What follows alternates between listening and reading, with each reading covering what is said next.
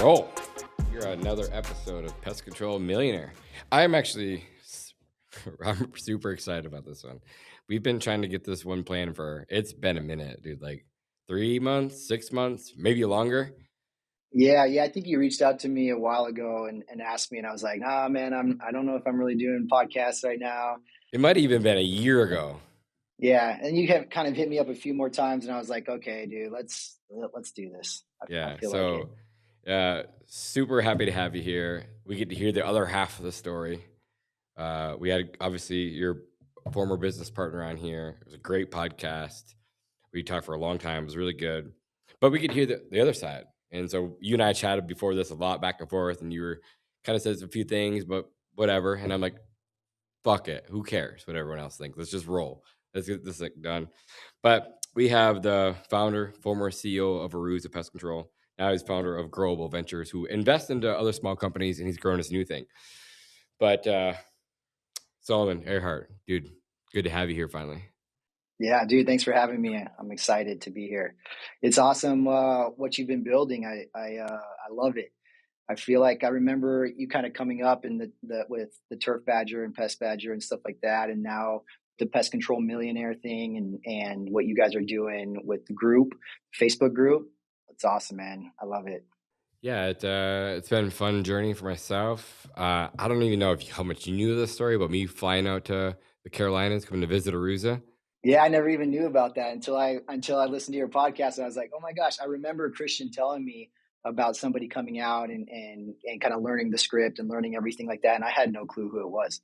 So it's super funny that it was you. It's a crazy story. Like, I've always been very vulnerable. Just like, hey, I see people that are out there doing really big things. You're way further ahead of me. And I was like, I seen Christian on like door to door, wherever, like going to Sam's things. Like, I'm gonna reach out to this guy. It looks like a stud. And like he welcomed me with open arms, dude. It was super cool. Thank you for that. I know you didn't know, but still part of your company. Took me in like I was family. Spent the day there. Done Charlotte. It's really cool. And yeah, just thank you again. And fast forward, 5 years later, here we are. Yeah, man, you've built a great thing. It sounds like you're blowing up. Yeah, it's fun. I think we just opened up our 18th location. We're across 5 states. Yeah, it's been a fun run for sure. And I feel like we literally just started this thing 5 years ago. Well, 2026, March or April, May, where will it be? It'll be year 6, full year 6. Yeah. Now with these locations, you have partners within each location, so you're kind of building it up around these sales partners or equity partners. Some, yeah, and some are mine too that we stand up corporately too. So everyone's been a little bit different. I think the traditional model with door to door is kind of like how we started too. And then as you scale, you can do more with cash and start to grow these things organically too, which has been fun. So kind of like more of like Chick-fil-A model too. So we stand up operations like that, and going forward, I don't know what it look like. I'm always open to partners, like being good guys, connecting with good people, and whatever happens, right? So I definitely could have done this all alone. Like I've had some killer guys that I got super lucky with that are business partners now. They really set the tone. They were the flag carriers to show that other people can do it besides me, right? That they can come in, they can prove themselves, whether they were doing nothing or doing something big at the time. They came in, they proved themselves. They own multiple offices now. Like, so it's not just me. I have a lot of help from a really awesome team. Yeah, I think that's part of the most rewarding factor of like building a pest control company the way that you're building it, the way we built it with Aruza, is like creating these people financial future, right? Like that's one of the things I'm most proud about with what we did with Aruza was like creating, multiple millionaires out of the whole sale of that company. And I'm still really excited about that. Yeah. So we're going to rewind back to high school. Solomon, you and I are juniors in high school. What was the makeup of your personality? Who was Solomon then? Oh my gosh. And so in high school, I mean, I was an extreme sports guy, man. I wasn't really a traditional sports guy. I wasn't good in school, nothing like that. I mountain biked. I raced semi-professional mountain biking, did a lot of cycling, skateboarding, snowboarding. And when I was getting close to finishing high school, at the time I was looking at being a welder. Like, dude, I went to college for welding. Dude, it's amazing, and amazing potential you had in welding. And I wanted to do the underwater welding, with the highest paid and highest Yeah, they were risk. I making like think I've 200 always grand a been, year back in the yeah, I day. think I've always been like a high risk type of person, and so that really enticed me. However, I ended up, I was living in a small town in Minnesota, and I got an opportunity to move to Arizona my senior year and live with family friends of ours. The opportunity allowed me to be able to go there and kind of race more year round, train on my bike more year round. And so, coming from a small town, living with my mom and my sister, I was like, okay, let me do this. Let me take this opportunity. So took a huge risk, like leaving my small town with the people I grew up since I was a little kid. Like we've been together our whole lives, and leaving our senior year and going to Arizona, Mesa, Arizona, and going to high school there and graduating from there, and in a school that was almost as big as my whole entire town growing up in Minnesota. And so I took that big risk, and that put me in a place where much more opportunities presented themselves. I kind of shifted my thought process, and so welding wasn't really the thing anymore because now I'm not in the Midwest where hard labor jobs are kind of the prime. And I The started looking backbone. more into like yeah, and started looking more into like nutrition and exercise science, and kind of started to go to school for that until I then fell into this pest control world. Yeah. Which is, I mean, I don't know the story, but I'm just gonna assume the story. But walk me through how pest control found you, because I know you didn't grow up thinking you're gonna own a pest control company someday. Nah, I think I've only met a few people in my life that they knew that they were going to be in pest control from the day they were, from their young age. And mostly it's because their parents or family owned a pest control company. Everyone else I've ever met has always had the same story. It's like, oh, I never even ever thought I'd ever be in pest control. Didn't even know anything about pest control. And now I'm in pest control and I love it. Right. Feel like that's a very common story. And it was very similar for me.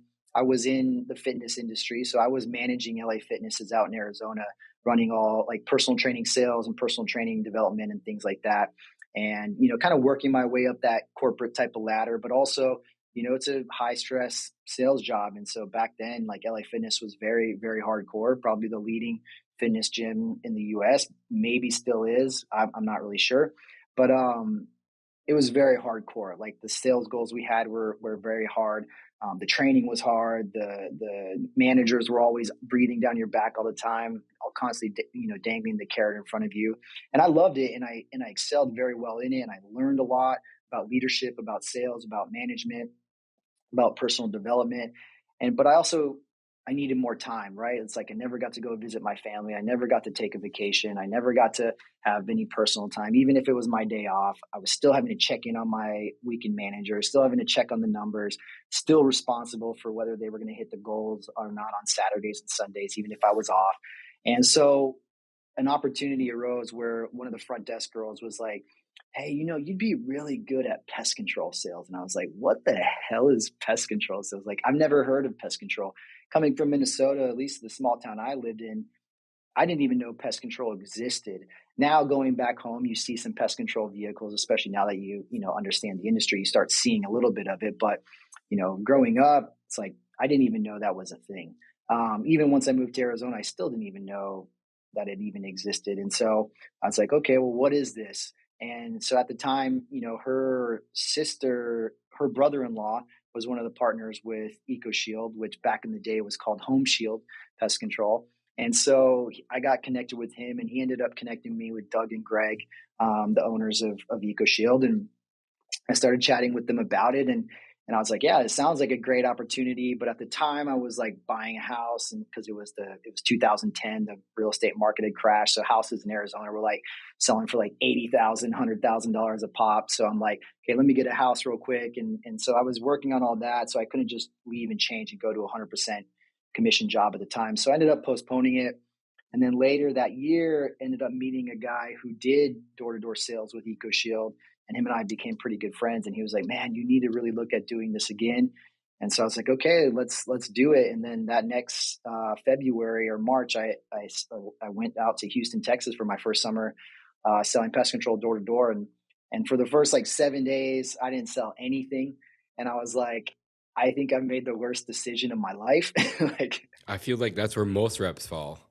Yeah, I mean, it's a very hard learning curve, right? And I mean, I think some people are able to jump out there and just pick it up right away. But also, I was starting preseason, right? So it's March, so it's pretty early in the season still. So still colder. The bugs aren't really rampant yet. Hold up, quick pause. If you're on a pest control company or fertilization weed control company, you're not in our Facebook group, you're choosing the harder path. Every operator that's in there is skipping years of mistakes because people are actually sharing what's working right now. So stop trying to brute force your way through growth alone. Search Pest Control Millionaires on Facebook or click the link below. And now let's get back to it. So it took me a while. I thought I was maybe had made the biggest mistake of my life doing this, leaving my job and my comfort, to kind of try this new thing. But then I started picking it up, and then I really picked it up and did well. I was no, rock star, compared to the numbers that these guys are throwing down nowadays. But I think I ended up the first summer with like 250 accounts, and I was a top 10 rookie. And so I was super stoked, and ended up kind of falling in love with it, and sticking to it. And each year, obviously, I got better and better. But I always focused then on, instead of selling big numbers of accounts, because back then it wasn't so much revenue based; it was really just account based, right? Whereas, like for me, I'm like, I don't even get paid on numbers; I only get paid on revenue. So why am I so focused on the numbers? And so I think I was one of the earlier adopters. I would actually claim that I was probably one of the earlier adopters of higher contract revenue than higher sales numbers, right? And so my second year, when most people were selling, I think back then it was like free initials and like $60 bi-monthlies, right? I started selling $120 bi-monthlies. And I literally stayed in the same neighborhood all summer. This neighborhood in Houston, Texas, called Bender's Landing, had huge houses, and I would just sell $120 bi-monthlies all day. And so then half the accounts I cleared double the revenue of what everyone else was doing. And that's kind of what stuck with me is like, dude, I don't need to sell as many accounts if I sell them for way higher. Yeah, awesome. I'm gonna take you back to first summer, those first 7 days. It's like the first what you see with every new rep for the most part. Like, so there's a select few who are just naturally good at it, or they just aren't smart enough to pick up on social cues, so they're just really good. There's like two opposite sides of the spectrum. Um, but it's like that. It's like the pivotal moment. Like, oh, did I just screw up? Like, am I gonna quit, or do I have the fortitude to go forward? Right? What was it in your mind, if you can remember, like that just said, "Hey, I can't quit. Let's get better." Because I mean, a lot of people maybe not listen to this podcast because a lot of people are just business owners. But as a rep, because my reps listen to this too, what is that pivotal moment for you? Like, I need to push through this to see what's on the other side. Well, I mean, I think it was one of those things where it's like I've always known that hard things, are more rewarding, right? And so if you can push through I mean, and having been in sales, like I knew that the initial part of it was going to be a learning curve. Like I knew it was going to be hard. Um, and so I set myself up with the proper expectation of like, look, I'm probably not going to be good at this at first. And it's really just about taking the reps, right? Of just putting in the numbers. I know if I knock enough doors, if I talk to enough people, eventually it's going to click, right? And nowadays, what I've noticed in the industry, and even having worked with Christian, and having seen how he ran the sales program for Aruza, is the training leading up to the summers is so much more now and so much better now than what it was when I first started. There was no real training. It was like, hey, here's a little manual and you can start studying it. But there was no like weekly training meetings. There was no, role playing, leading up to the summer. It was like, okay, we all showed up and it's like, now let's figure it out. Right. And it's like, and it's going to take time to figure that out, to memorize the scripts, to work through the objections and stuff like that. To where I feel like now the learning curve it's much faster than maybe what it was back then, at least Yeah, from so my experience. even for me, it was like I didn't have a trainer. I didn't come from door to door. I was like YouTube University trying to figure this thing out.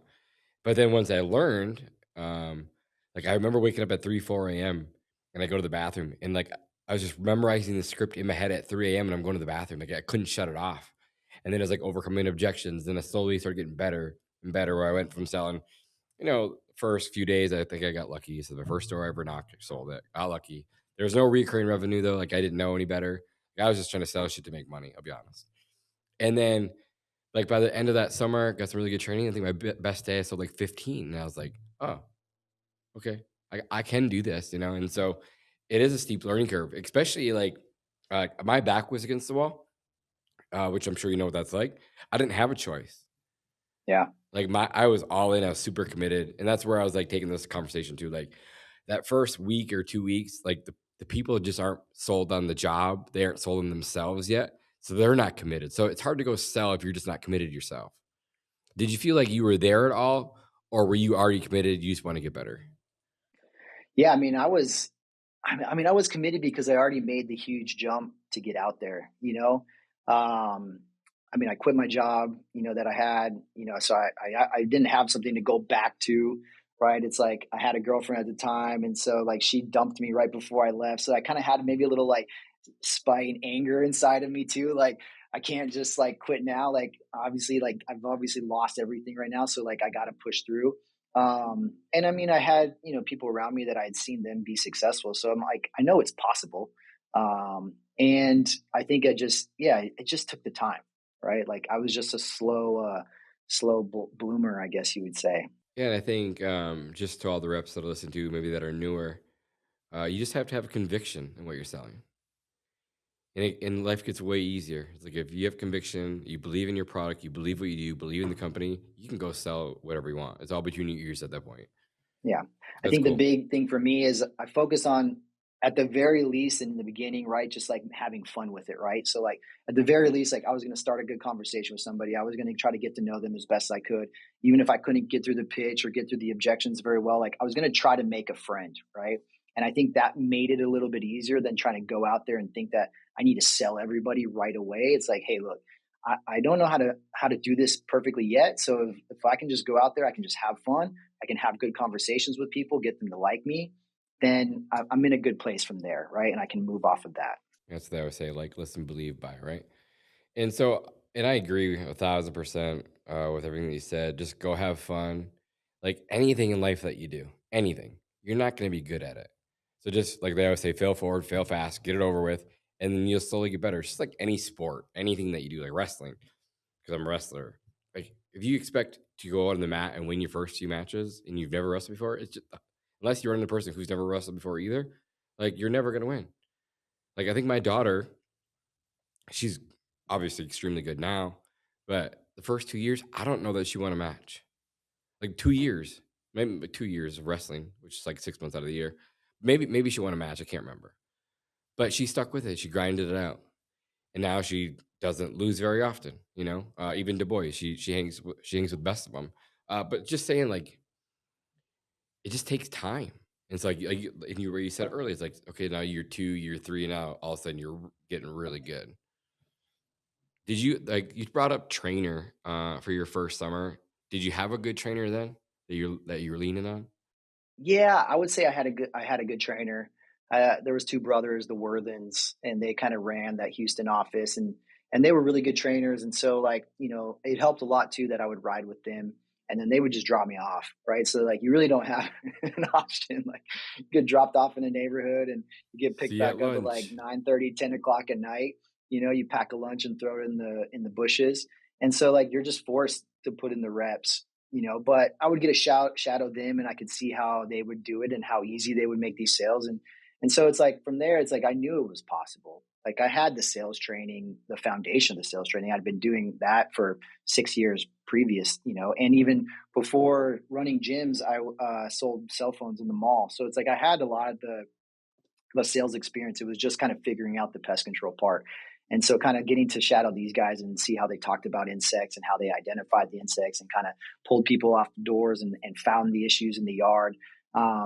Learning that part of it made me more confident. And that's part of what I fell in love with the most of the in pest control was like that whole aspect of like the actual pest control part of it as well too made it really fun. And then it made me even better at what I was doing once I kind of fell in love with the products and the services. Yeah, because you can still have education. Yeah, that's cool.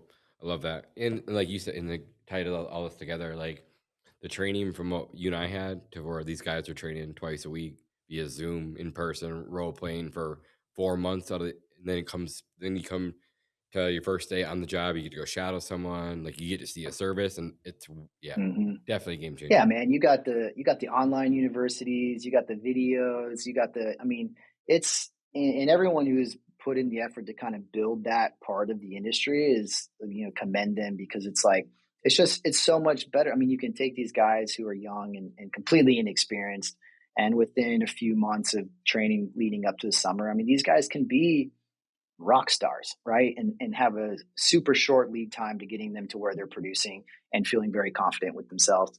And obviously, one of the big things for Aruza is like, we wanted to really train our guys because we wanted them to be out there and feel like they were experts, right? Which, is really hard because there's a lot to pest control. Like, I mean, even now it's like, I don't feel like an expert in pest control, but like, I know my way around a few things, right? But it's like to be able to take these guys from nothing and have them feel like they could be experts in the industry and being out there communicating with potential customers in that way is huge. So the training is light years. I don't want to get too caught up in this, but what do you see the differences in pest control on the doors compared to 2010 or 11, whatever year was, to 2026, 2025? I mean, I feel like a lot of companies now, it's like much flashier, right? Like, the iPads and the Segways, and like we had all that too, but I was never a big fan of like the iPads and the Segways and like looking cool. And for me, it was like we always wanted to like look like technicians. So like we were wearing like tool bout pouches and like technician shirts and long pants, where it's like now versus the cool polos and things like that. So it's like I think the technology is much more advanced now.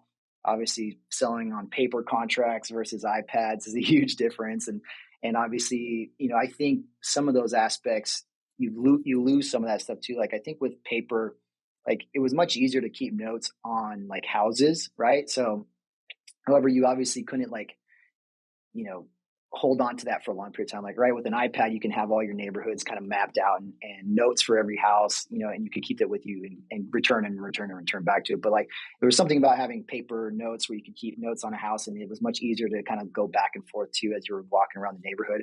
I feel like some of that was better than the technology now, but I also feel like nowadays it seems to me like guys are blitzing through neighborhoods a lot faster than maybe working neighborhoods. We have this talk. We have to talk to this own company like over and over, especially as rookies. They're like, "Oh, this neighborhood sucks." And they're off to the next Dude, one. I think that's a thing that I think has existed since the beginning of door to door. But like, I just feel like these teams work through neighborhood way faster now than they used to, and I think it's a precedence to like really work a neighborhood. Like for me, like when I would sell during the summer, I would only work 5 neighborhoods all summer. And I had a specific routine that I would do it. I would go to one neighborhood on Monday, one on Tuesday, one on Thursday or Wednesday, one on Thursday, one on Friday. And then I'd go back on Saturday to whatever neighborhood I had the most appointments or like callbacks. Right. And I would just keep doing that every week. So every week I was in the same neighborhood, all summer long. I'd love to have a map of your hood now, like all the pins that were sold in that area. That'd been awesome. Dude, I mean, I would own those neighborhoods, right? It's like I'd have entire streets. I'm like, if you're starting a company and you're doing door to door, like, dude, that's the way to do it. You don't need to spread yourself super thin, right? It's like you don't need to go to every neighborhood and just cherry pick. Like, pick 5 neighborhoods, own those neighborhoods, and if any other door knockers come in, like door knockers would come into my neighborhoods back in the day, and they would instantly leave because there's just nothing there for them. Like, it would be like finding a needle in the haystack of an account that I'm not working with or haven't already sold. And it's like, so you spend the whole day there and find maybe a couple people I haven't sold yet that they're about to sign up with me.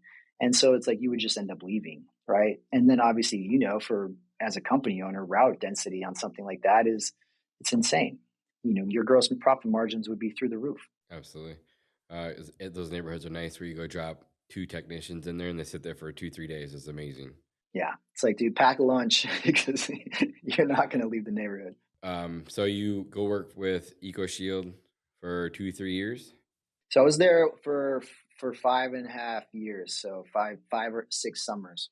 They're not a small company.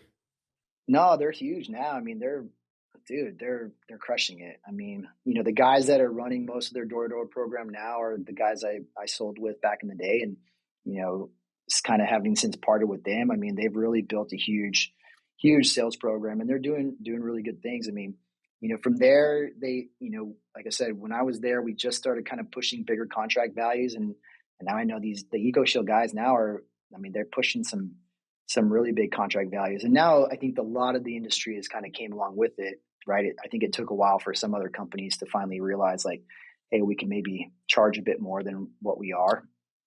And so I think that's nice now that the whole industry as a whole, I think, is a lot higher contract values than what they used to be. But yeah, I was there for, like I said, 5.5 or 6 years. And then the whole time I was there, though, I always kind of did it differently than most sales guys, right? So I usually had my own technician. And so I would usually just ride along with my technician. We would go out and I would knock doors and he would service them, and I'd help him service a lot of the accounts as well too, just so we could kind of keep moving throughout the day. And that's where I like really got into like the service aspect of the business, kind of saw how some of that part of the side of the businesses worked. I really got technical with it. Obviously, wasn't licensed or anything. The technician would have been licensed, but I was just always one of those guys that like I really wanted to know everything about what I was doing. And so I would learn a lot about pest control, about those products, about how to apply the products, about how to properly take care of different pest issues. And then it kind of got to a point where, obviously with door to door, you can tend to lose a lot of accounts, or the companies maybe aren't supporting the customers as well, at the back end. And so you're kind of losing a lot of accounts. And I always had really low attrition with my sales, right? But then it seemed like one summer, the attrition really jumped up. I was like, okay, I'm not a big fan of that. And at the time, my parents were moving to Charlotte, North Carolina, and they were trying to convince me to move out there.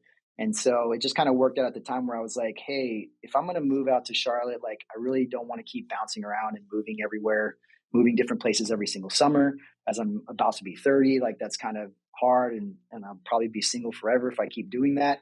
And so maybe I should just start my own company, right? And so I decided I was going to move out to Charlotte. And then that's when I hit up my best friend, Jordan, who I met actually one summer in Houston selling pest control for EcoShield.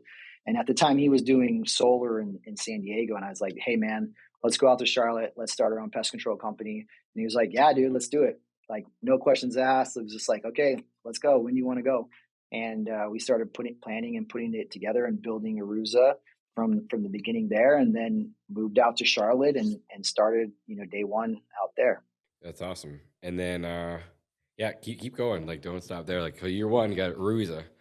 Yeah, so year one, so it was just him and I. We started with just 2 trucks, and we would go and we would just leave in the morning, kind of go our separate ways, and we would go knock the doors, we would sell the accounts, we would service the accounts all ourselves, kind of for that whole first, probably 6 months, and then we brought a couple technicians on. These were guys that used to be technicians for EcoShield in Houston for us, and they kind of would do some of the summer stuff. We convinced them to kind of move out to Charlotte, and we put them up in a hotel, in an apartment, and they started teching for us. And so then we would kind of just go sell and sort of tech, but then they would tech as well too. And then we I think we recruited a couple local kids to do some summer sales for us as well. And then we hired an office manager, kind of kept growing slowly from there. I was kind of running the branch as well. And then, like I said, from there, we kind of were looking for other partners or people to bring on and kind of expand the sales team. And we weren't really sure what Aruza was going to look like. We're like, okay, look, we can just keep building this slowly ourselves, or maybe we go really big and do this kind of like EcoShield. And around then, like end of 2017, kind of going into 2018 is when I think I shot Christian a DM and was like, hey man, like if you'd ever be interested, in maybe becoming an equity partner of a company and kind of building your own thing, like love to chat with you about it. Reach out, if you're interested at all. And I don't think he didn't reach out initially at all. How did you know Christian?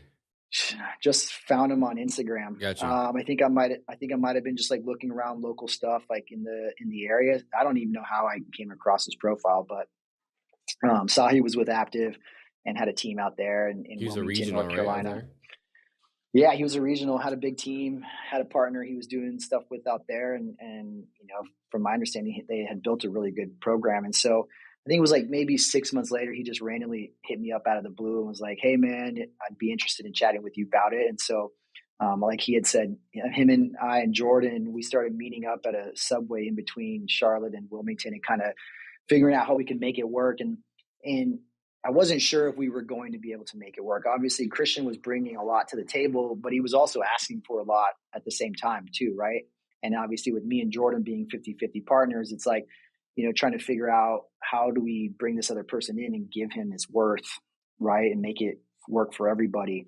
And I think at that point, right, a lot of people would maybe give up and say, no, we're not going to do it because we don't want to give up the equity, right? I talk to a lot of guys now, that are like, I'm thinking about bringing on a sales partner, but like, I don't want to give up equity. And I don't, and it's like, they're always battling that, right? Because they have the 100% equity, or they own the whole company now and they don't want to give up a piece of it and maybe it not work out. But like, I've always known, the saying, right? It's like, I'd rather have 1% of something huge than 100% of something small, right? And so I'm like, okay, I know we can do this bigger with Christian. So like, if we can just if we're willing to just get less of this and give him more of it, then it'll work out, because we'll have way more at the end of it when it's all said and done than what we have right now, right? Or than what we would have by ourselves. And so we were able to figure out a deal that made a lot of sense, and kept everyone involved in the business, and guaranteed that everyone would be putting in a good amount of effort, or be compensated for the effort that they were putting into the business. And I think we structured a really unique partnership agreement that I haven't seen any other companies create a partnership agreement like before. I think it worked out really, really well for us. And then we were able to partner. And then from there, we brought him on, and obviously he had to go. I think he handled everything very, very well with leaving Aptiv, right? I think the best he could possibly have done everything, right? He let everyone know he's leaving, said everyone could stay if they wanted to, but if they were interested in coming, they could come with us.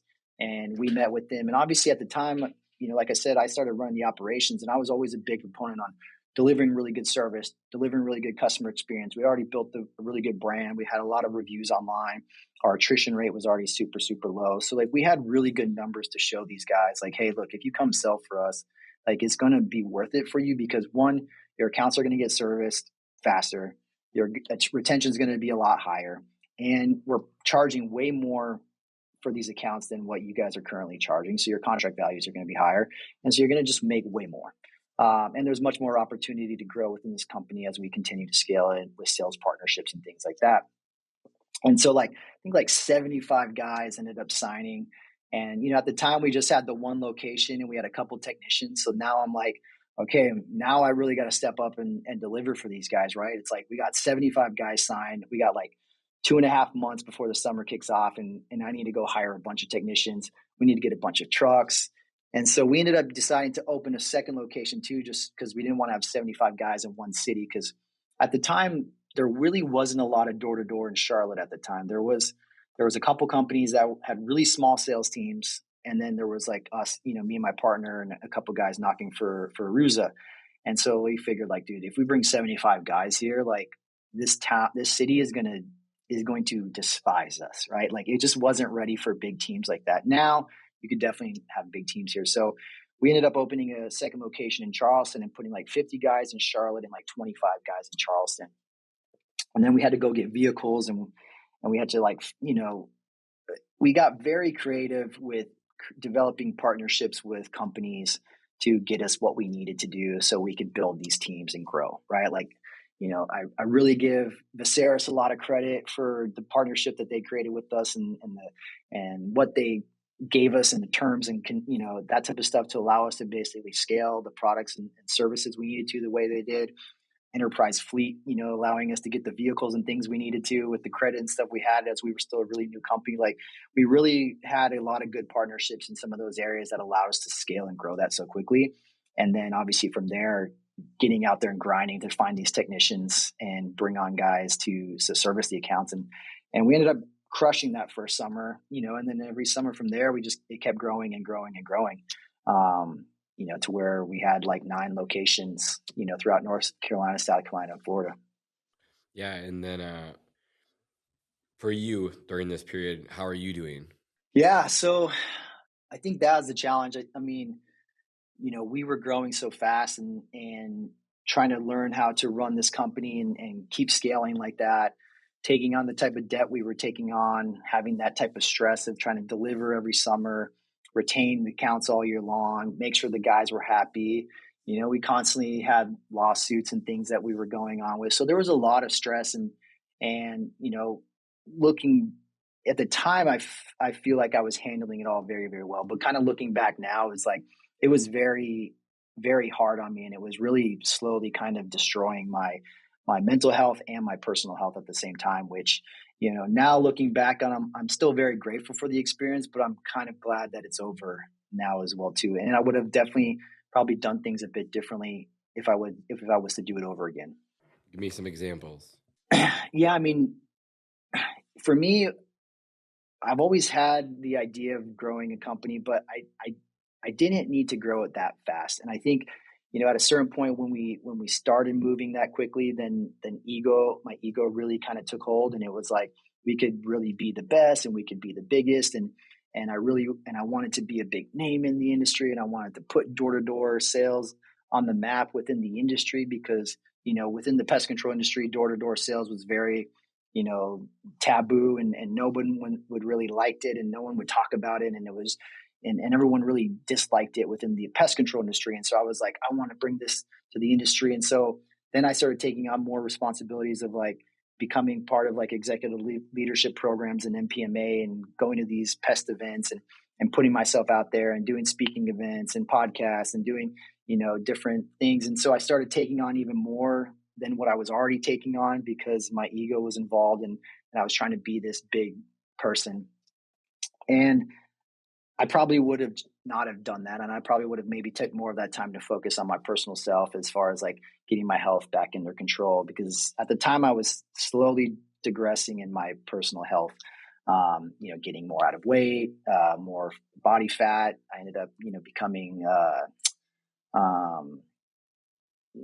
pre-diabetic towards the end of Aruza time and stuff like that, which I had always been very, very healthy and very, very fit kind of before all that, leading up to, starting the company. And so my health took a big hit in all of that. So you would have slowed things down a bit personally and in the business? Yeah, I mean, I think I would have been fine initially scaling the company pretty quickly, but then instead of having to constantly keep growing the sales program, like I would have probably scaled the sales program back if it was just me, and focused on growing, but then on building a bigger digital presence online, to where then maybe 50% of my new sales was coming in from door to door, and 50% was coming in from digital and organic. And then, continue to run door to door, but on a more strategic strategy of it, versus just saying, hey, whatever we can grow this door to door team every year, that's what we need to figure out a way to finance it. Right. So it's like, every year, if you're just trying to grow the sales program, then somehow you need to figure out how to fund that. And that can be very stressful. And I was and just when going to say, you're, that's where the stress comes in. Yeah. yeah, and when you have the investors, and you have a lot of liability on the line of money you're taking in, it's like you have to deliver. And then we were still young, right? And we were still just trying to figure this out, right? Like we were failing forward just like anybody. We didn't have the experience going into this, so we were figuring out a lot of stuff as we went, right? How to make payroll, how to pay all the commissions, how to do this, how to figure out this. And we would mess up a lot of times. And as we got bigger, those mess ups could be really huge, right? And then that stress can weigh on us a lot. And then that can cause investors to get upset, and start trying to make calls on debt and stuff like that. And then you start getting to a place where then you start maybe blaming each other for certain things, and then you start maybe fighting about stuff, and you don't start seeing things eye to eye. And so, that's where we got, where things had gotten to a place where it was really tough to manage everything. We weren't all seeing the same vision anymore. And, it made it really hard to be on the same page, and kind of, march the same beat at that point. And, then it just kind of all came to a point where it's like, okay, we need to do something different to keep this ship running. And, at the same time, is this the same type of ship that each of us all want to be a part of anymore? Right. And that's where we then kind of got to a place where we're like, okay, we obviously need to bring on outside investment, because we can't keep growing this thing the way that we are. And if that's what we want to do, keep growing this thing the way that we are, then, like I said, we need to change up and get a new investor. And then also, is this what we want to be a part of anymore? For me at that time, is like, that wasn't what I wanted to be. I wanted to keep doing. I didn't want to keep growing this thing that way. I wanted to really scale it back and grow it a bit slower, and do things more on a digital presence. And also I wanted to develop a more net profit, driven company versus a top line revenue driven company. Because at the end of the day, we all know what's most important. Yeah, exactly. And I think, ego gets involved, and that's why where you can be so focused on just top line revenue, right? It's like, I just want to put the biggest numbers up every year. But it's like, if you're putting up the biggest numbers, but there's no profits to speak of at the end of the year, it's like, what kind of business are you really building, right? And it's like, if you're focused on just building something up to sell it, then that's fine. But like, that wasn't really the plan in the beginning, right? To build something to sell it. So, but it ended up getting to a point where it had to do that, right? For us to keep going and keep growing and doing the things we were doing, we had to get it to a place where we had to sell it. Yeah. What were those conversations? And what were, like, you don't have to tell us details, but what were those conversations like between the three of you? I mean, it was really just trying to figure out what each of us wanted, right? It's like, from my partner Jordan and I, like, we wanted to make money, and so it's like we wanted to run the business in a way where we could start cash flowing and we can make money, and we didn't need the big door-to-door thing to do that, right? I mean, we were already at a pretty good place. I mean, we were going to do 12 million of revenue that year, and it's like, if we started scaling the door-to-door team back over the next 3 to 5 years, like, we could get to a place where we were still growing and we'd be cash flowing a huge amount of money. But the other side of that was like, well, we've already built this big sales team. Like, we would be stupid to turn it off or shut it down or scale it back. And it's like, and I can understand that side of things, but it's like, I just didn't want to keep having that stress of growing every year and then figuring out a way to finance it every year as well too. Did you ever think about taking that, like, maybe hindsight 2020, but did you ever think about taking that team? Maybe you guys did, I don't know. Your team that you guys built and go run a marketing company to help fund Aruza? Yeah. So we did some marketing deals some years, to try to strategically, control the growth. But the problem we found was it was really hard because we ran such a good operation that it's like, the guys that we send off to other marketing to companies to market for, their service to sales ratio was horrible. Their retention rates were horrible. And so then it came to a point where just nobody wanted to do that. And like, you can't you can try to force your guys to go out there, but nobody wanted to do it because the numbers that they were getting from those deals versus the numbers the guys were getting from our own branches, they were so off, and so it's just it was very hard to try to sell a guy on going there if they knew, 20% of their accounts weren't going to get serviced. And then another 20-30% would probably cancel before they got paid on them, to where we ended up having to take a huge hit just to keep our guys. We had to pay, we had to cut off the attrition rate for the guys at 80% to match the Aruza attrition rate, right? I mean, retention rate. We had to cap the marketing deals retention rate at 80% just to match our retention rate at Aruza, because all the guys were going to leave because the attrition was so high. And we ended up losing lots of money just to keep our guys to do that. And so then it was like, why even do this again, Yeah. So you guys tried it. Again, it's just me asking questions to learn. Do you think if you'd have just found maybe the right partnership to go sell for would have been better, or was it just like, hey, we got a bunch of guys, let's go find someone to go help these, like, go make money, like, let's not do a whole lot of maybe you did. Again, I'm just spitballing here. Like, they're a big company, they have their stuff together, let's just send them over there, and then all of a sudden, like, dang, they're not that good. Or, like, looking back, could you be like, okay, let's go strategically find a really good partner who they do a good job with? Like, I'm just asking questions.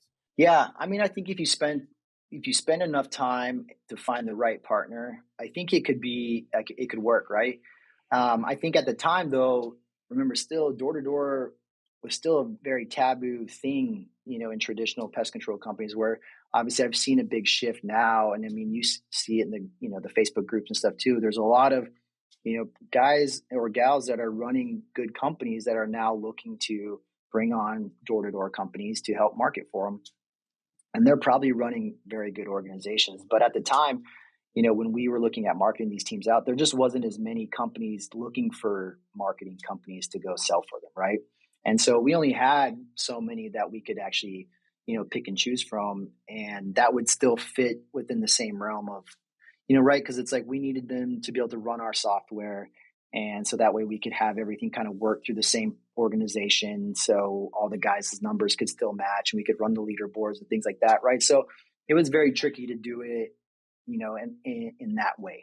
And so I think, yes, maybe nowadays it may be a lot easier to do something like that than what it was then. Yeah, and I think there's a lot. Like you said, there's a lot of guys and girls that are running really good operations that want to bring in a marketing team to help grow it, and some of them just don't understand what it takes, though. Like they're at like again, just fake numbers. They're used to adding 20, 30 accounts a week. When all of a sudden you're doing a couple hundred accounts a day, it's a massive shift in operations.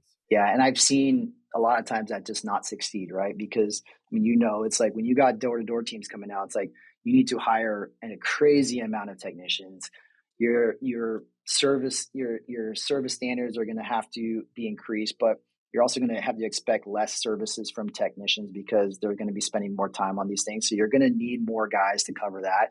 You're going to need to expect that so many of these guys are going to fall off, right? They're going to quit pretty quickly, and you need to structure the pay cycle for them properly so they can be out there. And, and it's like, I think a lot of these, bigger companies that are more, traditional pest control, when they try to bring in a marketing company, they just don't understand how the summer sales program works. And so it's like, even for us at Aruza, we had our regular technicians were paid a one way and they were all handled one way. And then the summer sales technicians were all completely paid a different way, structured a different way, almost trained in a different way. And even like, met and were on a whole different team than the other guys, just because it was a whole different type of atmosphere than the traditional guys that were out there just running the routes. Like you almost like can't mix them together, right? It's almost like an entirely separate thing.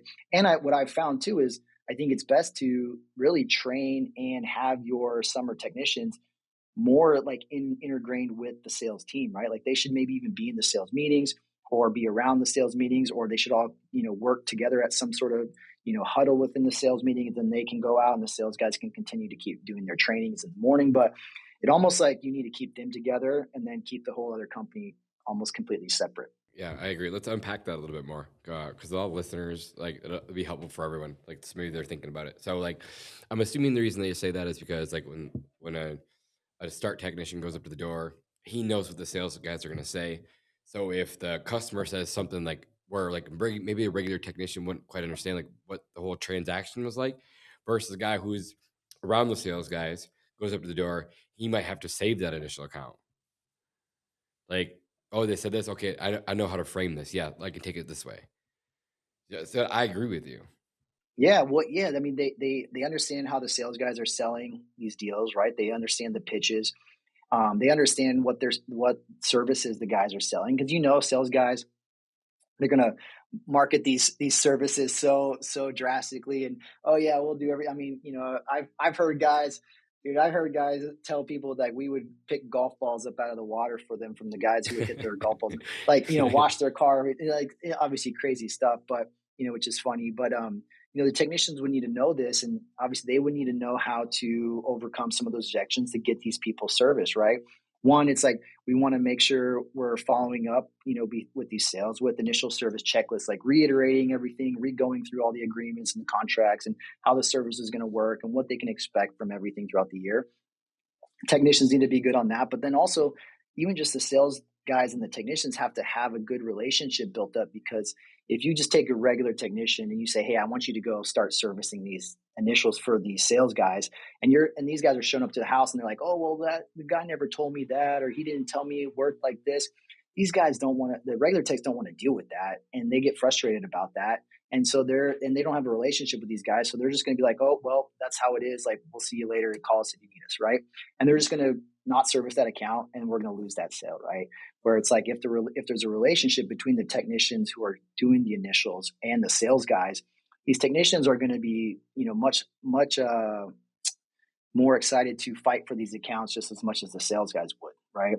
And so I think it helps to have a relationship between them, and then have some sort of shared incentive with the technicians to be compensated for these sales getting serviced as well too, right? Not just beyond just their hourly pay or their price per service pay. Yeah, I like that. Let's switch gears a little bit to retention, because you brought it up and I wrote it down. What were you guys doing different at Aruza that was like having successful retention in the door-to-door space? Yeah. So, I mean, our big thing was like, if we ever do it, like, we're going to make mistakes, like, we're going to mess up from time to time. Like, we're not perfect. But if we do, we're going to do whatever we need to do to make it right. And like, that was the way we approached everything. Right. And if we ever got a 1-star review, it was like, I was on it so fast. I'm with the manager, get on the phone with these people, do whatever you need to do to get this right. Right. And so it was just one of those things where it's like, I understood and we understood that working with a bunch of sales guys, things are never going to be perfect. The guys are going to say a million different things.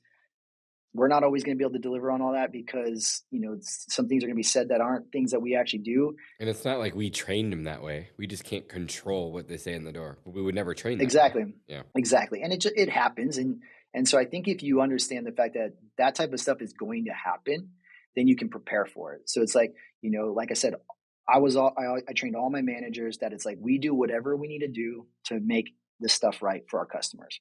And I think having that mentality, like, customers see that, right? Like, we had tons of customers who would call in, complain, throw a fit, and we would make sure, like, we would reiterate, They just look, want to we're be going to do heard, whatever we need to right? do. Yeah. Yeah, we're going to do whatever we need to do to make this right. And a lot of times, sometimes that was crazy stuff, right? Like, and we would send flowers, and we would send gifts, and we would do things to, to show our appreciation for people allowing us to make things right for them as well too. So, like, go even above and beyond that. Like, all of our managers had budgets every month that they could use to send gifts or flowers or things for people who would actually let us go out there and make things right if something was, catastrophically happened. And then, so we got lots of great reviews for that, right? So I think great reviews helped great retention. But then also is like, I was always a proponent of, I want to have the best service. Like, I want to have great service. I want to use good products. I want to make sure we're doing a lot of it. I want to make sure we're spending enough time at the houses and that we're delivering for our customers and they're not having issues. And so I think just having a great service and making sure all your guys are delivering a really great service, I mean, that you're going to keep customers, like, right, that they're signing up for a reason. They want to see minimal to no pest activity around their home, right? And I think if you do the right service, if you don't cut corners, you're going to see that. And so I think from there, then it comes down to compensating your technicians properly, trying not to overload them with 18 to 20 services a day so they have the time allotted that they need to do a proper service, right? So they're not rushing. And then the people feel cared for and the technicians feel like they're taken care of. So we built a really good environment where, our people felt like they were part of something bigger. They were part of the big vision, right? And they were cared for and they were compensated very well. And so I think with that, the customers get a good service, they're going to retain and stay a lot longer. If there's ever an issue, they can see very quickly that it's resolved and taken care of and they're made happy again. And I mean, that's a recipe for high retention. Yeah. What about cancellation fees? Were you guys running cancellation fees as a door-to-door team? Yes. So, and I was very adamant about the way we handled that, right? So, one, we didn't call them cancellation fees. They're initial discount paybacks, right? And so I think that's very common now, right? It's like, hey, we're going to discount your initial. If you cancel within the first year, you just pay back what we discounted you. Nothing crazy. And so what I always train my team is we're not in the business of making money off cancellation fees. What this is it's a tool, right? An initial discount payback is a tool that gives you an opportunity to identify an area of concern that the customer has or or where they've lost value in the service. And it gives you an opportunity to try to make it right. So, hey, so we would use that in the aspect of, hey, I know you're wanting to cancel. Obviously, something's going on or you're not seeing the value in the service or whatever the situation is. We want to obviously keep you as a customer. We're not in the business of making money off charging you fees to cancel. Obviously, if you didn't want to cancel, we do ask that you pay back this initial discount of, let's say, $200. But instead of paying that $200, because I don't want to take your money, I don't want to take money from you to cancel. I really want to make it this right, and I'd like to keep you as a customer. If I can come out and meet with you, and we can try to see what your concerns are and see how we can fix this for you.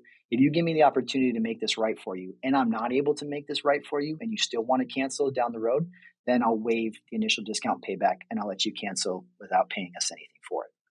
right? So you use it as a tool to get you there one more time to try to fix whatever the issue is that this customer is having. And not all the time you're going to fix it. And so sometimes they'll be like, no, it is what it is. Like, I know it's just on me. I just don't want the service. I'm just going to pay the discount payback. Okay, cool, fine. And they were like, most people don't want to pay that. So they will give you the opportunity to go out there. And if you have good managers that can get out there and identify the concern and resolve it and get the customer happy again, then they'll stay. 2 questions. How firm were you guys on your cancellation fee? And 2, if you started back over doing door-to-door, would you do it the same way as far as cancellation fee? Firm, I would say not very firm, right? So we would hold, but we would never charge a cancellation fee if we thought we would get a bad review from it, right? Because charging $250 to get a bad review, the bad review is not worth the $250. And so you kind of have to balance that line fairly well, because people can obviously push, but they may not ever do anything about it, but they'll push and try to act like they're going to do something about it. And so you kind of hold firm. But that's where we then had the kind of the process where it's like, hey, look, we got to come out and we got to meet with you. And if we can meet with you and try to figure out what's going on and try to fix this for you, and you give us that opportunity, then we can waive this initial discount payback. So you kind of try to hold firm on the payback unless you get out there and meet with them. And then if you meet with them and they're still like, look, it's not working for me, then we would waive it. So you kind of get a couple opportunities to fix it before you would waive the cancellation fee. And if I was to do it again, I would still do it the same way. Cool. Yeah, I think that's where, me personally, I went the wrong way for year one. Was like, the people who trained me, like, yeah, you have to hold tight, blah, blah, blah, don't let them cancel. So I was doing that, and then we get some bad reviews because of it, and I was like, okay, I'm getting information from $100 million plus company. I'm not that. Like, the 5-star reviews to me mean way more than they mean to them. So that's where we had to change the model to more like of what you're doing. It's on our agreement that it's there, but it doesn't mean we hold to it. It's just there as a tool, like you said. So super smart. And again, if someone want to call and cancel, we just do the same thing. Yeah. Well, I mean, and you think about these big companies, right, that are charging these cancellation fees like crazy. They don't care. It's like, if you got enough customers where you can get it, and especially nowadays with review generating reputation management software, you can generate lots of reviews to kind of offset a lot of those bad reviews. And then at the same time, it's like, what most people don't realize is like, dude, at that stage, these companies are making a lot of money off these cancellation fees. And if you're running a sales program and you're paying huge marketing deals and you're paying huge commissions and you're running huge sales programs that cost, if you're a $100 million company, you're running programs that are, getting close to probably $100 million a year to probably run and deal with, right? It's like, these guys are charging these cancellation fees to the customer. And if the customer pays the cancellation fee, the account's no longer active and the sales guy is now no longer getting paid on it. So the companies are now recouping a lot of money that is going to help offset the cost of the other sales. And so like, they're able to hold firm a lot more to those and they need to, because it's helping them recoup to compensate and pay for a lot of the other commissions that they're paying for, so they can actually afford these huge sales programs that they're running. And they don't necessarily care about their reputation online because they're so massive. Yeah, exactly. We rely on that. You know what I mean? Yeah. Yeah, I love it. I'm going to switch gears a little bit again. I'm going to go bring us back to Aruza a little bit. Towards the end, conversations started to happen where you guys are kind of arguing, not so much arguing. I won't say that, bad word. I've not seen eye to eye. It's more what you said. Where was the time where like, okay, Jordan and I, we don't want to do this. Let's have a conversation about selling. Yeah. Yeah. So this was the beginning of 2022, I believe. And we already knew that we needed to find a new way to bring in more investment capital. We had some stuff happen. And the current investors we had got to a place where they had already gotten to a place where they had maybe leveraged themselves a little bit more than they would have liked to with us. But they understood the business and they understood our numbers. And so they were still willing to give us a little bit more, but they definitely gave us the warning, like, hey, look, we're maxed out now. Right. And so then that kind of put us in a place where like, we need to figure out something else. And it's like, the only real option we have here that's probably a win-win is like finding a private equity partner and bringing them in, right? And then it was like, okay, well then if we do that, then how does this look, and who stays on, or how do we, and it was an opportunity where we were like, okay, well, if we bring in a private equity partner, the way I've built our executive leadership team and have everything set up is I have it set up to where I have somebody who's running the day to day, and I can put them in charge as CEO, and I can step away from the company, and I can kind of go look at creating a company the way I want to, and doing it a little bit slower and focusing more on growing net profit margins, and then scaling a door to door team. Whereas Christian was obviously really driven to growing the sales program, and so it just kind of worked out where it's like, hey, this is a perfect opportunity for us to all get what we want. And obviously it was really hard too, but it came to a place where I was working with my mindset coach, and he kind of got me to a place where he was like, hey, look, because I didn't want to sell, I didn't want to do anything, right? Like Aruza, I started this thing from the beginning, like this was my baby, right? But then after working with him, he helped me realize like, hey, look, man, like this is what you're gonna do, like it doesn't have to Doesn't be define who you Aruza, like are, to get right? to get where you want to go, like it doesn't have to be this specific thing. Like there's many other vehicles that can get you where you want. And I was like, okay, yeah, you're right, actually. So that really helped me kind of take the ego out of it and say, look, I don't need it to be Aruza for the vehicle for me to get to where I want to go within this pest control industry. And so then I kind of let my guard down. I was like, okay, look, I'm okay with doing this. I'm okay with stepping away, and kind of starting over. And so then we got to a place where we were all cool with that. And that kind of helped, everything subside to where everyone knew kind of where we were, where they wanted to go and how they wanted this to work out. And so then we started, then we started going to market and meeting with these private equity companies. And that was a very interesting experience too, like meeting with these guys.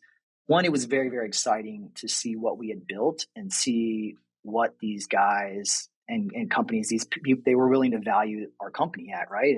And how much they wanted our company. Like that was a very exciting thing, because I'd always told myself I would never sell unless we were selling as like a platform. Like I wanted it to be the brand. Like I never wanted it to be rolled up in anything. Now, obviously what I'm building, like I wouldn't mind if, at some point my portfolio gets rolled up into another company. I don't mind that. But at the time with starting Aruza, like I never would have sold it to just be rolled up into something.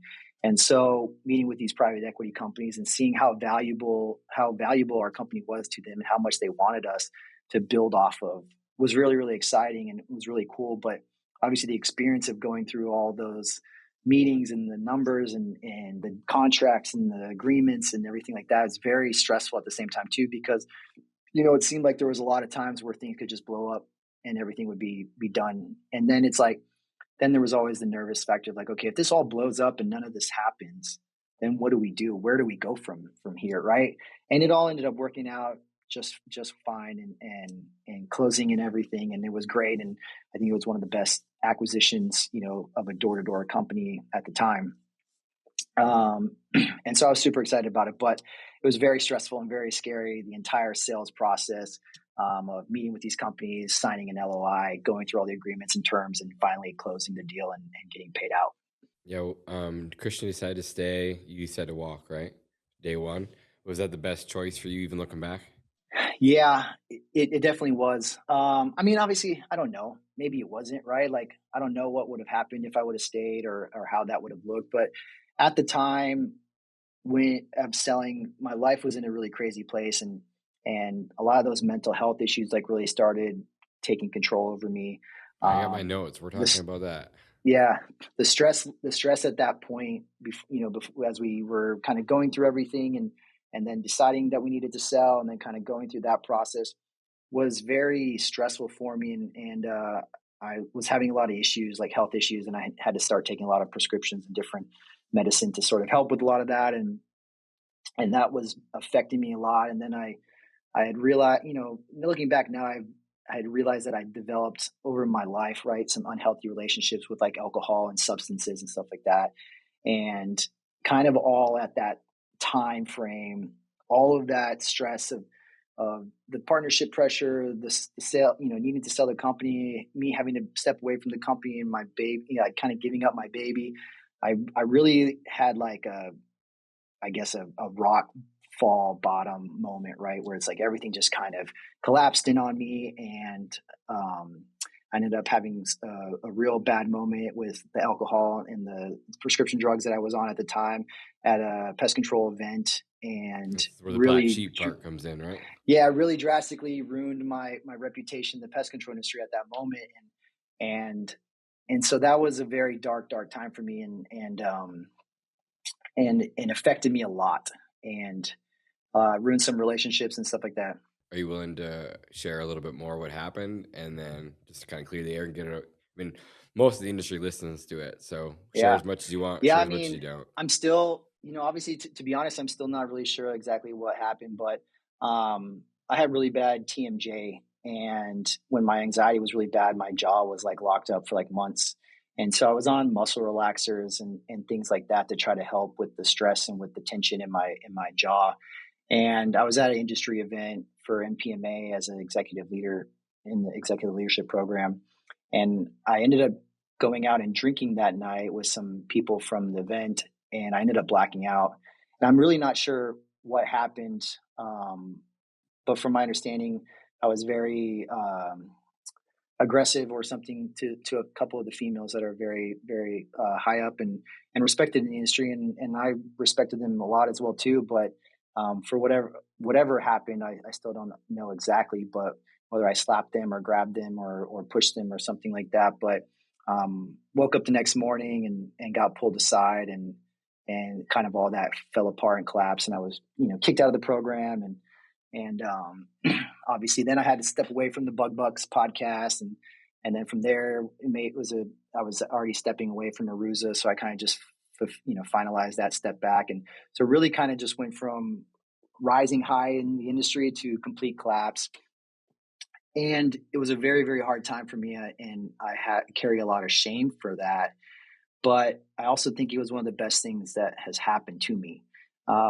Through all that, I've been working with therapists and trauma therapists, and realized I had a lot of issues and was carrying depression with me for a long time that I didn't even really realize from post-traumatic issues from being my childhood and stuff like that. But I ended up finally quitting alcohol completely. I'm almost 3 years no alcohol now, or in substances.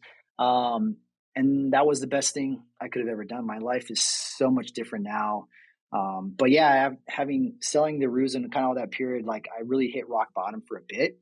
And, it really took a long time to rebuild myself back to where I'm at now. And now I'm in such a better place than I was before. Like mentally, I'm just so clear, vision so clear. My mission is clear. Like my health is so well, like diet and everything like that. And so I'm able to go about business now in a much more relaxed approach, much more focused approach. Like, I'm not so anxious and stressed all the time. Like, I think I might have been hard to work for back then when I was running Aruza, because I was so stressed and I cared so much about how everything was. And I was maybe, micromanaging a bit too. But so like just the way I'm approaching things now is so much better. But it really took a lot for me. And so I do feel, like I'm kind of the black sheep of the pest control industry What did I now.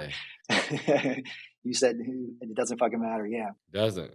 Everyone loves a comeback story. It's America. for sure. Like, we're And, human. it's one of those, yeah, it's one of those things where, like I said, I ruined a lot of relationships, but, there's a lot of people that, they still care about me and they still check in on with me, and we still talk a lot. And I really appreciate and respect those relationships. And they're really the ones that I probably care about the most anyways, or that I was had just going to always say, cared you're really about going the to find out who most. your true friends are, was when you hit that rock bottom, who's still there with For you, sure. Yeah, for sure. And, so like I said, it was a very, very hard moment, but I'm past it all now. But like, you know, and I think, like I said, I think a lot of what I was doing within the industry before was very ego driven. And so I think I would have never stripped those things away from me myself, but I needed to have them stripped away from me. And so the only way for me to get rid of them would have been to do something so messed up and put myself in such a bad, drastic situation where they were stripped away from me. And so even though it was one of the most shameful moments of my life, it was also a big blessing as well too, to allow me to get to the place I'm at now. How much longer after that happened did you stop drinking? And was that a decision that you made consciously? Like, hey, I just want to be done drinking forever, or were you kind of forced to stop drinking? No, so it took a little while longer. It was probably another year before I like fully quit. But that was a huge moment, and I was like, okay, I need to really focus on things. And then, there was maybe a few other. There was like another moment that happened where I was finally like, okay, like this is it. Like I obviously it's just not healthy for me, right? And I'm at a place now where I'm not willing to do something that puts me in a position to make myself look stupid or do something. And I just realized like I can't recall anything good coming from ever Same. drinking, right? Like it just Me got to a either. point where I'm Not like one. I can count many times where bad things have happened with me drinking. It's not like I had like an alcoholic issue, like where I needed to drink. It's just when I would drink, it didn't take much for me to drink before I would black out and maybe something stupid would happen, right? And so it just got to a point where I'm like, I know many times where drinking has led to me doing something stupid that I really regret. And I can't recall anything ever good coming from me drinking. So why am I even doing this anymore? And then finally, I quit that one day, and I've never gone back since. And my life has just progressively gotten so much better since then. It's So like, and I'm not preaching for everyone to quit drinking. Like, that's not what I'm saying here. But if they could just see what's on the other side, it is such a game changer. dude, I Um, think like the 3 month, 3 to 6 month window, like the clarity that I got. And also it was one of those things where it's like by quitting the drinking, I was able to like really feel the stuff that I was dealing with at the time too, which I think was really, really important. It's like actually being able to like sit with my emotions and sit with everything that's happened over the last year or two and realize and like like feel the grief of everything that has been, that I've lost over the last year. And that was really important to help me get through the depression and the anxiety and the things like that, and get to where I'm now at a very level place, very clear state. I'm not on any prescriptions anymore. Besides, and I eventually came back to some ADD medicine because I just really needed to get through all my work every day. But I even got off all of that stuff for a while. But I'm now in a place where it's like I'm very hypersensitive to the things I put in my body. Right, like we were talking earlier, like I can barely consume a lot of caffeine nowadays too because my body's so hypersensitive. I think alcohol dulls so many of your senses. I mean, you're poisoning your brain and you're poisoning your body. That's all it is, poison. Yeah, Yeah. yeah. Like so, quitting that, it's like I got to a place where it's like I feel my food more. I feel all the supplements I take more. I feel the exercise and everything going through my body. Like everything is just impacted so much more in my body now than what it was with all those senses and organs and stuff being dulled or destroyed by the alcohol. Yeah, I mean, it's the not that you lose time by drinking, you lose money by drinking. You do and say shit that you shouldn't say. You're maybe too open than what you should be. You tell people what you're doing. And then like you go like friends will like our family will go to the bar and say, "Hey, you want to come with?" And I'll just go like just stand there or whatever. And then the people be like, "Oh, don't you miss us?" I'm like, "Not even a little bit." It just reminds me even more why I don't come here. And so it's always the same people sit in the same bar spot or bar stools they spent their whole life. And there's nothing wrong with that. I'm just saying like it's not for me. And then it's just like, I started this company like the same year I stopped drinking. Like I could not do what I'm doing today if I was drinking. And I can openly say that my kids have never seen me drink. Even my oldest, even so, I wouldn't drink around her. She'd go back to her mom's house, and I wouldn't drink. But my youngest kids have never seen me drink ever, so that's proud of that. And there's so much that could go on about drinking in itself. I'm not here to just talk about that, but it's such a game changer. If I'd be lying to you if I didn't say that someone reached out to me once a week and asked how I did it. I'm like, I just stopped. Like there was no like I didn't get any help. I didn't have a really big drinking problem either. I drink like once a month. But when I did drink, it was like super dumb decisions. Like let's get behind a wheel and drive home. Like dumb decision. Let's Dude, not do that. horrible. Yeah, and Yeah. I'm not making excuses for my actions at all. And I'm always open and honest about everything. But I live in the middle of nowhere. We literally have a cab, one. We don't have Ubers.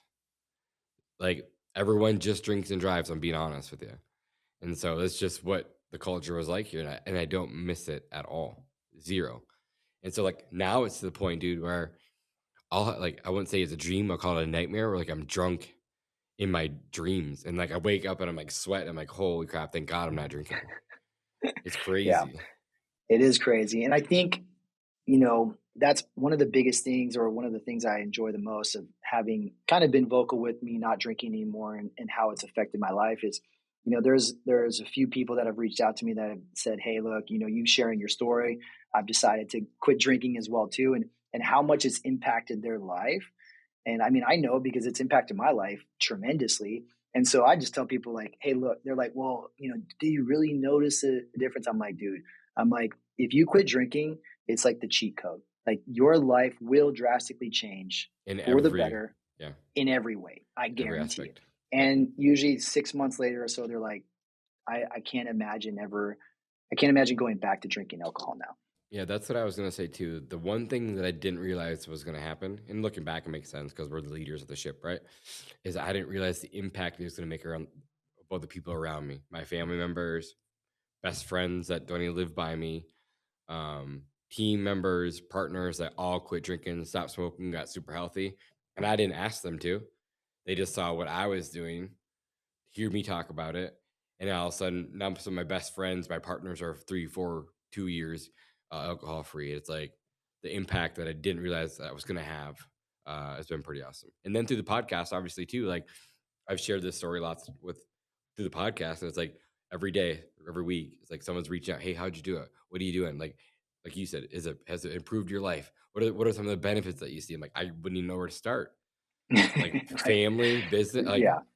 all of them. Relationships, Yeah. communication style, right? It's like, control of emotions. I I mean, I mean, love emotional my life so intelligence. much. I wouldn't want to miss. Like, I want to be coherent for every bit of it. And back then, maybe I wasn't. Maybe I was trying to drown some sorrows. Maybe that was just what I was used to doing, going to work all day and then coming home and having a beer or two a night, whatever. Like, I don't want to get caught in that trap. Yeah, I mean, it's just numbing so many, and you don't realize though, it's like you're also then numbing all the excitement and the good things about your life too. Like, right, everything is just such a level status quo when you're drinking, even if it's for enjoyment or even if it's for depression, right? But it's like now, it's like I feel everything so much more now than I ever did before. And so it's like I can really enjoy the good stuff, but then also I can sit with and I can feel the bad stuff. I can feel the grief, right? It's like, I never really felt the lowness before, right? Because I was kind of numbing through it, those things with, certain stuff. But now it's like I feel it, but it's like you can't get through it and you can't learn from it if you don't feel the lows. And, but yeah, I mean, game changer. That's Yeah. it. I was just gonna say that I don't even know how to like even put it into words. I just don't like at this point. Like it's just like you said, probably the best words for it. It's the cheat code. I read a book. I read a lot of books, but there's like, and I'm gonna butcher this, but it's a book called The Wealthy Gardener. Basically, what he says is that there's a king that's over all the workers, and the workers work all day long as you give them enough wine to not complain. And it's something along that. But like I'll never like I read that portion of my life. I'm like, this was shortly after I stopped drinking that I read the book. And I was like, oh my gosh, like that's just like it's almost like how we live now, like in any country, but America or whatever. Like all the working class, not all, majority of the working class. I don't want to get people pissed at me here, but it's like the working class is just like alcohol's out there to consume to just make you keep working your 9 to 5 job, and then everyone's looking forward to a Friday, Saturday, Sunday to go waste their time. Like I don't know, like that verse, like a paragraph, never lost. Like it never can stop thinking about that. Yeah. Really No, I good mean, book it's though. true. Yeah. I mean, there's a reason why the highest level of successful people, majority of them, I think, if you listen to podcasts and follow people on social media, most of them have probably given up alcohol completely. Yeah, and so my dad never drank, my grandpa never drank, and Really? then yeah, never. Yeah. I mean, it's crazy when I quit it and I was studying a lot of stuff around it and reading a lot of books around the mental health, alcoholism, drinking, and listen to podcasts. Like I think Andrew Huberman's podcast on the alcohol was probably one of the most like turning points for me, like listening to that and realizing like how unhealthy alcohol really is. I think it made it a lot easier for me to commit to the no drinking part. But it's like having learned as much as I have about it, it's like it's so crazy now. I can see people struggle with alcohol in real life now, and so it's like you go out and you're hanging with people and you see people drinking. Like you can see people who have a alcoholism or a drinking problem as they continue to keep drinking, the way that they keep interacting. And it's like I never really noticed that type of stuff before, but now I'm like so hyper vigilant to like how people are and their personal relationships with alcohol just by hanging around them while they're drinking or consuming alcohol. And it's very interesting to see the types of relationships that people have with substances. And so it's like my mission, or part of my mission now is I want to be able to control that stuff within my own life so much better. And then also just be, like I said, like if somebody has questions about it, like, hey, I'm happy to answer any questions. But the only answer I'm going to be able to give you is like my life is progressively so much better now than it ever was before. Yeah, but even if this podcast that you and I are having changes one person's life, was the conversation worth it? Absolutely. Oh, So that's why I'm 100%. always open about my mistakes, like always. Like if I can save one person from the struggles that I went through, like I always be willing and open as I possibly can. That's like I have this thing in me that one, I never want to tell another lie in my life, and two, I don't want to ever have something information in my head that I haven't shared with the world to help someone else out. And that's kind of one of the whole purpose of the podcast. Yeah. Well, that's a great mission. Yeah. I don't want to keep you too long. I know we said an hour. It's been an hour and a half, so I'll wrap this thing up. It goes by fast. Sorry. To what you're up to now. Let's end on a good note. Not that it's all been bad. Lots of great stuff we've talked about. But what are you up to these days? I know what you're doing, but for the public that doesn't know, like it's been a cool story. Welcome back to the industry. Yeah, so I'm back in the industry. I've been back in the industry, and I'm kind of like this thought in my head is kind of hitting me, but it's like, yeah, when all this stuff was happening, right? It was a very low moment for me, you know, leaving my company, selling the company, having all this stuff happen within the industry and kind of falling out of the limelight and becoming kind of a black sheep. And also at the same time, was married, but we went through a divorce and stuff like that. So there was a lot of things that happened, and it was a lot of really bad things, and my life was pretty low at the time. But then also it's weird because then you sell your company for this super high multiple, and you become finally hit all your financial goals, right, that you've ever had. And so it was interesting that I did realize at that time that money is definitely not the most important thing, right? I realized that because with all this stuff happening, I got all the money and it didn't matter, right? And so I realized that my health, my mental health, my physical health, my relationships, the people in my life, those were the most important things. The thing I missed most about the industry and about Aruza was the friendships I had, or the good relationships I had with people that maybe had suffered through the actions and stuff that had happened with me. And I'm hoping, and I've been working on building those relationships back up because those mattered a lot to me. And now I got to a point where it's like I realized that pest control is still the industry for me, and it's still the place I want to be in, even if I slightly ruined my name in it for a time being. It's like I always knew like I still wanted to be a part of it, and my mission was still kind of all the same. Like I wanted to help people, build a company and become financially free and achieve all their goals through that home service pest control business. And so that's when I decided I would find and I would try to partner with small startup pest control companies, and with the experience and the knowledge I had, help them kind of scale and build their companies and grow them, right? And so I've partnered with a few companies. I'm partnered with Peach Pest Co. down in Tucson, Arizona. My partner Caden down there, and then Jordan, who was my best friend, who I started Aruza with. Him and I purchased Obex Pest Defense out in Colorado. And I'm working on potentially a new partnership right now that will probably close here in 2026 as well. And so slowly just we're going to work on continue to build up a pest control portfolio, and provide a lot of executive leadership to them and management to these companies, and and build kind of a hub that can help manage a lot of the aspects of the company that most small pest control companies aren't going to be able to get advantage to be able to take advantage of. I mean, when you're starting out, I mean, you can't hire a CMO, you can't hire a marketing team, you can't hire a CFO, you can't have HR and stuff like that on payroll, right? Because you just can't afford those type of things. So you have to kind of handle everything in a very little way. And I think by building the company the way I'm looking at it, I'm going to be trying to build and put together the best executive leadership team I can over the years that can then fractionally work and help manage all these portfolio companies and give them the support these smaller companies need that they're not able to afford on their own, and help scale these companies with the goal of packaging them all up together eventually and helping them sell for a higher multiple and achieving their financial dreams. And so that's kind of where I'm at, and that's kind of what I'm working on. I'm still in the game. I love it. I don't think I could ever be fully out of it. I am very interested in some other home service lines, though. I haven't pulled the trigger on making a jump to any different companies. I've looked at acquisitions in some different fields.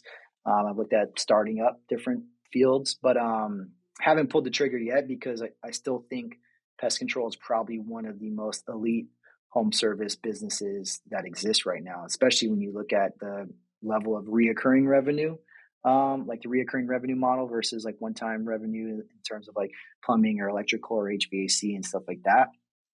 So I'm still all in on pest control, but there are some other industries that I like the idea of that I could be tempted to go towards as well too. Love it. Cool. Last few questions. Looking back through everything now, what are you most proud of? I'm most proud of getting myself healthy. And I'm also most proud of helping create, about I think with Aruza, we created maybe like 5 or 6 millionaires within 6 years. And so like, I'm really, really proud of that. And I'm seeing, obviously seeing those guys be able to do what they're doing now, whether it's them starting their own companies or starting their own programs. And it's exciting to see that kind of build off of from there. So I think that would probably be the most thing I'm proud of, is helping 5 to 6 people become millionaires through Aruza. Any piece of advice to give some of the operators out there that are coming up? I think take care of your people, build a good build a good culture. Focus on growth and education and growth in that aspect. Like constantly trying to evolve and innovate and be better. Awesome, man. Well, I kept it here a half hour too long. Hope you don't mind. It's all good. I really appreciate you. I appreciate being open, candor. Like, you're a stud. Like I said before, everyone loves a comeback story. You're starting yours. I know I appreciate you. I appreciate your friendship. Appreciate you for letting me come out there and visit 5-6 years ago at this point, even though you didn't know I was there. But you're a good dude, and like, we're human. And sometimes we just have to give ourselves a little bit of grace. We're just human. We make mistakes, and all we can do is learn from them and get better. And that's what you did. You could have kept doing what you're doing, but you chose not to. You chose to get yourself better, healthy, and you started a new life for yourself. So congratulations. I'm proud of you as a friend, and appreciate what you do for the industry.